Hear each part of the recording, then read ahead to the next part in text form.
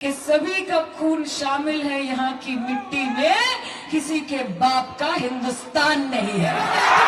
BJP আসলে ভারতীয় জনতা party নয়, নামটা হচ্ছে ভারতীয় জুমলা পার্টি, নামটা হচ্ছে ভারত জ্বালাও পার্টি, যাদের একমাত্র কাজ হিন্দু মুসলমান শ্মশান কবরস্থান ইন্ডিয়া পাকিস্তান, এই ছাড়া আর কোনো কথা নেই। যে কোটা স্কুল হয়েছে এত বছরে বলবে হিন্দু খতরে মে হ্যায়। আপনারা বলুন যে কোটা কলেজ হয়েছে, কত মানুষ শিক্ষিত হয়েছে, বলবে হিন্দু খতরে মে হ্যায়। আপনারা জিজ্ঞেস করুন যে কোটা যুবক যুবতী আমার ছোট ছোট ভাই বোনেরা চাকরি পেয়েছে, বলবে হিন্দু খতরে মে হ্যায়।